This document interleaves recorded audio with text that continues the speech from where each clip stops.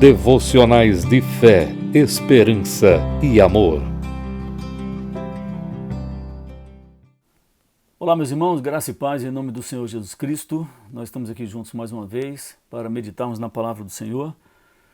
Eu gostaria de sugerir aos irmãos o capítulo 8 do Evangelho de João, a partir dessa sessão aí do versículo 31 em diante, né? Aqui nessa sessão há um texto que é por demais conhecido, né? O versículo 32, mas eu gostaria de meditar junto com os outros versículos nessa sessão desse texto maravilhoso do Evangelho de João aqui.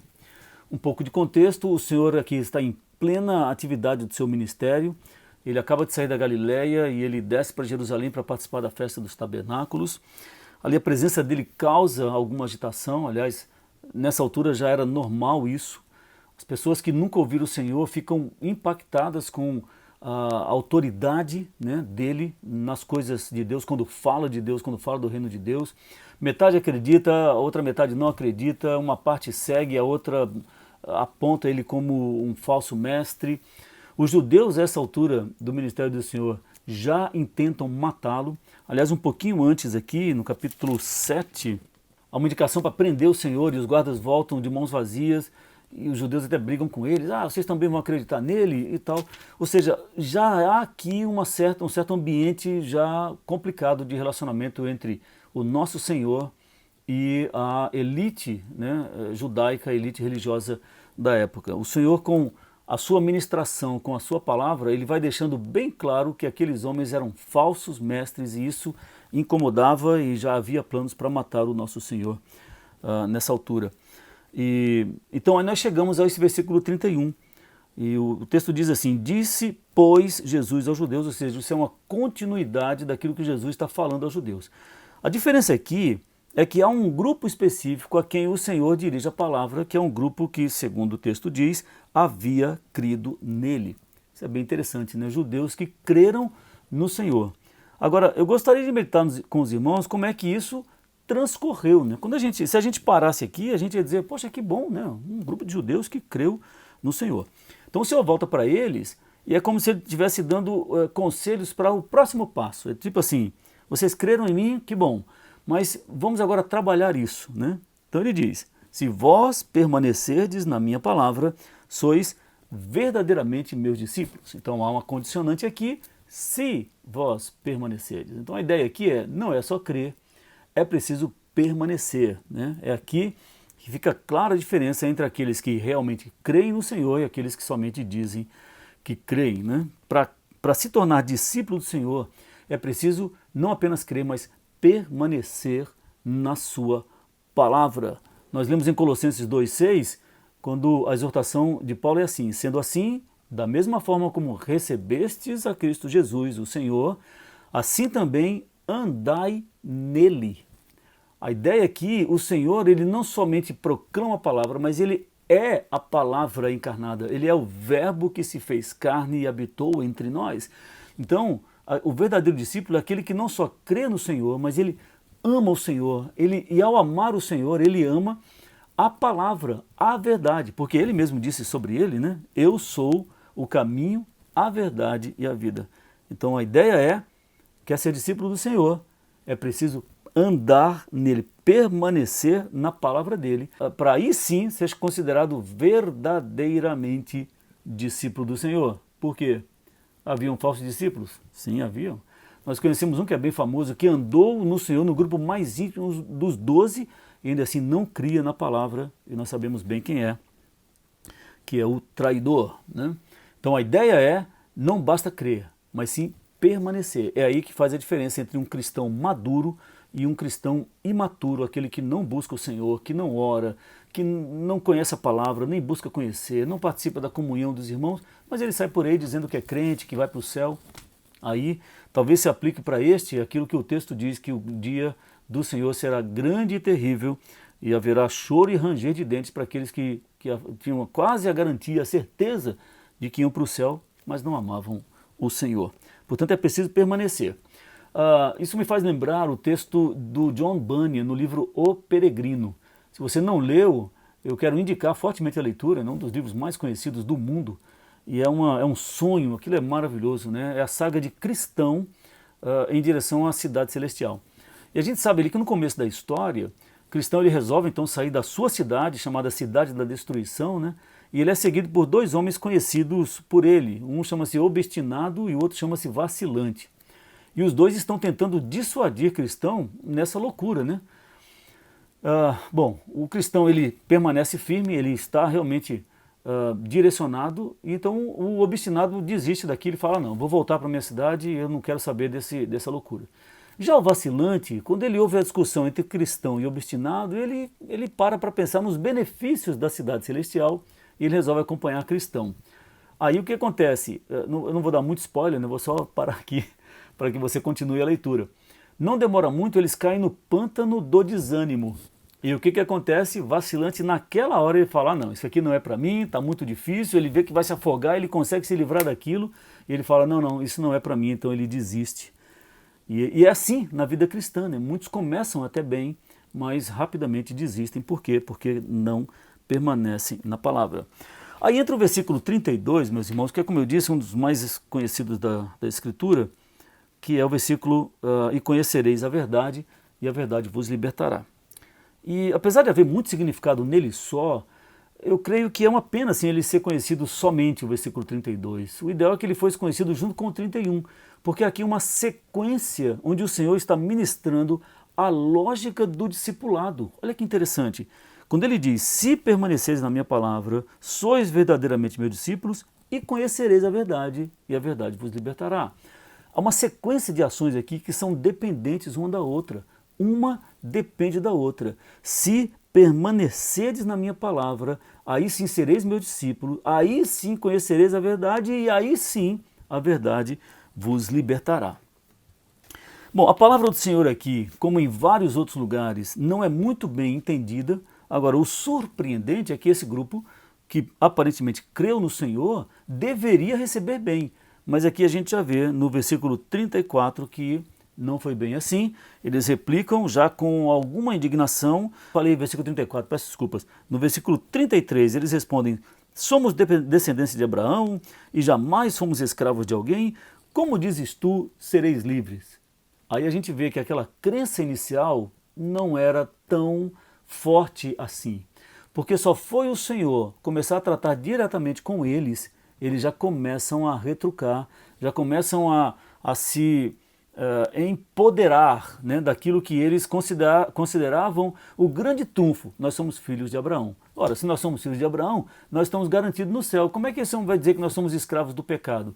E aí na explicação aqui, o Senhor vai falar muito claramente, em verdade vos digo, versículo 34, todo que comete pecado é escravo do pecado. Então aqui não tem uma elite espiritual, não tem os descendentes de Abraão, aqueles que já estão garantidos no céu, não tem. Toda a humanidade é escrava do pecado e, portanto, necessita de ser liberta desse pecado, liberta dessa escravidão. E aí então, para ser liberta, há aquela sequência, né? Para ser liberta, você precisa conhecer a verdade para se tornar discípulo do Senhor e permanecer nele. É interessante, né, essa conexão. O Senhor aqui está deixando bem claro quais são as condições para se libertar da maldição do pecado e ser então recebido como filho, como eles achavam que eram, por serem descendência de Abraão. Bom, o texto segue, a conversa vai ficando difícil. O versículo 39, ele responde, nosso pai, eles respondem, né? Nosso pai é Abraão. E aí Jesus diz para ele, ó, se vocês são filhos de Abraão, então pratiquem as obras de Abraão. Ora, agora vocês procuram, no versículo 40, agora procurais matar-me, a mim que vos tenho falado a verdade, que ouvi de Deus, assim não procedeu Abraão? Então, à medida que o Senhor vai tratando com esses crentes, né? E aí a gente agora começa a duvidar se eles realmente creram no Senhor. À medida que o Senhor vai tratando com eles, eles vão ficando mais indignados. Por quê? Porque o Senhor vai colocando-os no lugar de onde eles realmente são. Que é, meus irmãos, o lugar de toda a humanidade. Era o meu lugar e o seu antes da graça do Senhor se manifestar sobre a nossa vida. O Senhor vem e nos tira da condição de escravo do pecado, para que, livres dessa condição, pudéssemos conhecê-lo, amá-lo, andar com ele, promover o reino de Deus, batalhar pela fé e fazer as coisas que são propostas para os santos nesse mundo. eles ficam nervosos. No versículo 41, aliás, o Senhor ainda continua instigando aqueles homens para mostrar-lhes a verdade, quando ele diz: vós fazeis as obras de vosso pai. E aí já começa a ficar claro quem o Senhor está dizendo que é o pai deles. Eles dizem: nosso pai é Abraão. E o Senhor diz: se o seu pai fosse Abraão, será que Abraão faria as mesmas coisas que vocês estão fazendo? Mas na sequência do versículo 41, eles vão dizer: nós não somos bastardos, temos um pai que é Deus. Meus irmãos, isso é um ataque frontal. O pastor John MacArthur, quando ele comenta sobre esse versículo aqui, ele vai dizer que os judeus podem muito bem ter se referido à controvérsia do nascimento, do próprio nascimento do Senhor Jesus. Os judeus conheciam a história do noivado de Maria, conheciam a realidade de que José não era o pai dele, e havia ali entre eles uma coisa terrível que tentava desmerecer a própria figura do Senhor, dizendo que ele era um filho bastardo, um filho ilegítimo. Há algumas versões da Bíblia que vai dizer filhos da prostituição. Isso é terrível, né? Então a gente vê aqueles que aparentemente creram, à medida que eles vão sendo expostos à verdade, se eles não têm humildade para reconhecer em Jesus Cristo o Filho de Deus, a própria verdade encarnada, o que acontece? Eles se levantam, se apoiam em cima de um orgulho espiritual e aí negam a verdade. Aí pronto, a conversa não tem vazão. O Senhor no versículo 43 vai fazer uma pergunta retórica interessante: qual é a razão por que não compreendeis a minha linguagem? E a resposta é: porque vocês têm ouvido para ouvir, mas não querem compreender, não querem aceitar, não querem se humilhar diante daquele a quem pertence todo louvor, que é Jesus Cristo, nosso Senhor. Tanto é que no versículo 44, então, o Senhor abre o verbo: vós sois do diabo, que é o vosso pai. E aí o Senhor segue com a sua acusação séria contra aqueles homens, uma repreensão, talvez com o intuito de fazer com que eles acordem. E ele vai continuar falando sobre o diabo. Ele vai dizer aqui nessa sessão, né, no versículo 44, que o diabo ele profere mentira, ele faz isso porque é próprio dele, ele é o pai da mentira. No 45, porque eu digo a verdade, vocês não me creem. No versículo 46, quem dentre vós me convence de pecado? Ou em outras palavras, qual de vocês aqui, qual aqui é capaz de apontar um pecado que eu tenha cometido? E a resposta, mais uma vez, essa é mais uma pergunta retórica: não há ninguém na terra que possa apontar para Jesus e dizer que ele cometeu algum pecado. Ele foi o único justo, por isso ele é merecedor de toda honra, glória e louvor. Então essa sessão termina no versículo 47, quando ele diz: quem é de Deus, ouve as palavras de Deus, por isso não me dás ouvidos, porque não sois de Deus. Meus irmãos, qual a aplicação desse texto todo? Dessa porção incrível, maravilhosa, poderosa do Evangelho de João, no capítulo 8. A aplicação isso é um aviso, né, para mim e para você. Você que faz parte de uma igreja evangélica, você que faz parte da igreja do Parque, cuidado, né, cuidado. O nosso Senhor, ele é claro em dizer que os verdadeiros discípulos são aqueles que não só disseram um dia que criam no Senhor, mas que permanecem no Senhor, na verdade que é o Senhor Jesus Cristo. Então, o meu desejo ao meditar sobre esse texto maravilhoso é que o Senhor tenha misericórdia de nós, que o Senhor nos ajude. Meus irmãos, nós vivemos num mundo confuso. A gente ouve cada coisa que às vezes nos confunde, às vezes nos deixa meio, né, confusos. Que o Senhor nos dê a graça de meditarmos mais na palavra do Senhor, de amarmos mais o nosso Senhor e, consequentemente, a sua palavra, porque ela é capaz de tirar as nossas dúvidas. E especialmente nesse tempo, né, quando não há o consolo da comunhão, da reunião pública, da adoração pública, que o Senhor nos ajude a buscá-lo na sua palavra, que Ele conforte o nosso coração e nos dê a graça de amá-lo cada vez mais, para assim nós permanecermos nele, para sermos então considerados seus discípulos. E quando chegar aquele grande e maravilhoso dia, que o Senhor diga para mim, para você e para cada um daqueles que professam o seu nome: vinde benditos de meu Pai. E como será glorioso esse dia, né? Então que o Senhor nos ajude a não sermos contados diante daqueles que começaram bem, até começaram bem. A gente lê no versículo 31, né? Esse grupo creu no Senhor, mas aí ficou claro que não era uma crença verdadeira. Que o Senhor nos dê a graça, então, de sermos achados dentre aqueles que são justificados através do sacrifício, da obra, vida, morte e ressurreição do nosso Senhor Jesus Cristo.